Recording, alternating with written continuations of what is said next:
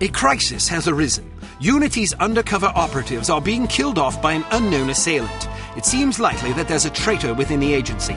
Report to the war room for a full briefing on the situation and a tactical overview of your upcoming mission. Do not be late. Following the briefing, stop by the training facility to hone your skills.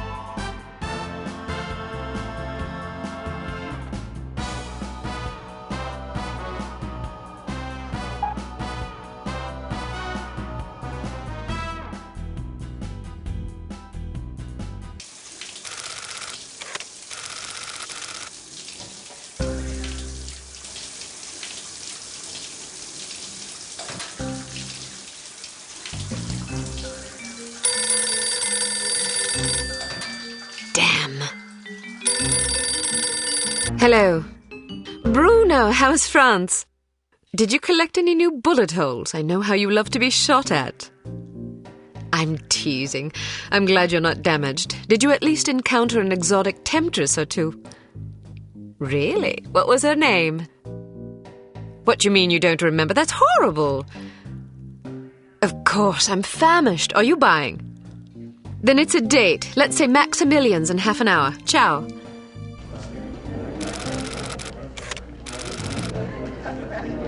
I'm not very happy, you know. It's not like I thought it would be. I never promised it would be as exhilarating as your former trade, only that it would keep you out of jail and make it easier to sleep at night. More wine? You're the first female operative Unity has ever employed. The committee is old-fashioned. They need time to get used to the idea of a woman in this line of work. I know all that, but at this rate I'll be a bloody grandmother before they give me a real assignment. You can always go back to burglary and pickpocketing if you can't live without excitement. Damn it, that's not what I'm saying. I just want to be challenged. I'm sick of wiretaps. I'm sick of eavesdropping on boring strangers who may or may not pose some trivial threat to international security because they forgot to declare a ham sandwich in Heathrow. I don't have the patience for it. It's not what I'm good at. It's never fun paying one's dues, but we all have to endure a bit of frustration and tedium now and then. It builds character. I think I've paid my bloody dues. Is that what you think? God knows I loathe sermons, but I'll tell you right now that you'll never stop paying your dues. Not ever. I'm sorry you're not happy, but you might as well get used to it. Nobody owes you a damn thing. You make it sound like I'm some spoiled child. I'm not asking to be coddled. I just want a chance to prove myself. You're right. I know it's been hard for you, but I'm confident you'll get your chance. All the petty politics in the world won't hold you back. They've done an outstanding job so far, haven't they? You see? What did I tell you? Probably just one of the committee members needing a babysitter on short notice. Ye of little faith. I'll see you there. Why don't we go together?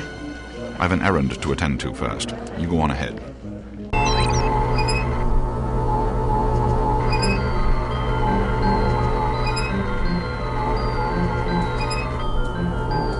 Good afternoon, Miss Archer. They're expecting you in the briefing room. Wrong way, Miss Archer.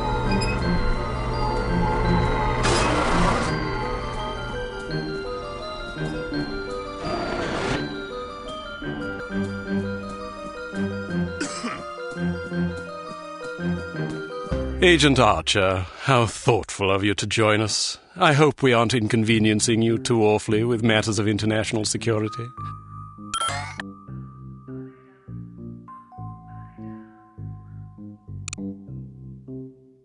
Not at all, Mr. Smith, but it's charming of you to mention it.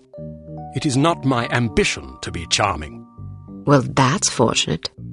I would advise you to watch your tongue. Well, if it isn't the inimitable Agent Lawrie. Sorry I'm late, Smithy. You're looking dapper today.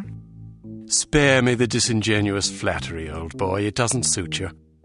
I was being sincere. It was the one polite thing I could think to say. You're still upset with me, aren't you? I assure you I have nothing against you personally. You've served us well for many years, but perhaps too many. I firmly believe it is in Unity's best interests that you retire from field operations, and I will continue to campaign to that end until you accept an administrative position. I'm not upset with you, Smithy. I just don't like you. I do understand your concern, but just because you're too old for the field doesn't mean that I am. Until I'm declared unfit for duty, I will continue to prove it. I retired voluntarily. Of course you did. Perhaps we should dispense with the pleasantries and get down to brass tacks. Fine.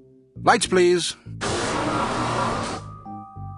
We lost another agent this afternoon, bringing the total to 7 operatives in 10 days. It is our firm belief that someone is systematically eliminating our undercover agents, which leads us to believe that the clandestine operations section has been compromised. It seems we have a traitor in our midst. Do you suspect anyone? We suspect everyone. 7 operatives? That's over half the active list. Why weren't we informed sooner? You're being informed now. This situation has unfolded rather abruptly. The assassin left a lily, a regal finale, to be precise, on or near the corpse of each victim. Mean anything to either of you? Volkov. Who? Dmitri Volkov. The regal finale is his calling card. The name's familiar. What do we know about him? He's a right bastard. Anything more specific? Just what's in his file. Born in Kamchatka in 1921. Distinguished himself as an academic prodigy and master chess player by the age of 8, by which time he'd also earned notoriety for refining various torture techniques on neighbors' pets. It seems he joined the NKVD in 1937 and served as some sort of disciplinarian in a gulag near Kiev. His whereabouts during the war are unknown except for a brief mention in 1943, when he was spotted by an OSS officer at Leningrad interrogating prisoners of war who would later disappear without a trace. Ah, yes, I remember this fellow. We've had dealings with him before. Sometime after the war, he emerged again, this time in the employ of Smersh. He's personally credited with well over 1,000 executions, spies and Soviet dissidents for the most part. In 1961, a failed assassination attempt left him without an eye.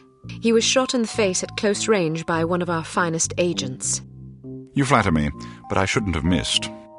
He escaped by throwing himself off a 70-foot cliff into an icy river. It was presumed that he survived, as no body was ever recovered. In fact, rumor has it, he's currently working for an organization calling itself HARM as Director of Executive Action. I don't have to tell you what that means. What do we know about HARM? Unfortunately, there's very little about them in our files. Well, despite the obvious risks, we still have a job to do. In this case, a very important one. Wet work. Precisely. And after this recent catastrophe, the two of you are our only available assets. To be perfectly frank, Agent Archer, you're only getting this assignment because we've no other choice. Matters of such delicacy aren't really the sort of thing we would usually entrust to a woman.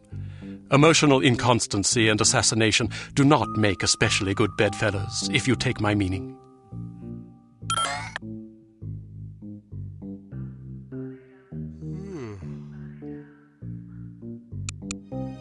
Implicitly. But you shouldn't be ashamed. Administration is a perfectly noble career. I don't think I like your tone.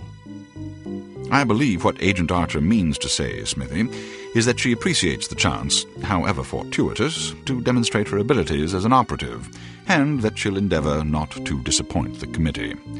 Isn't that so, Agent Archer? Aye. That's not what it sounded like to me.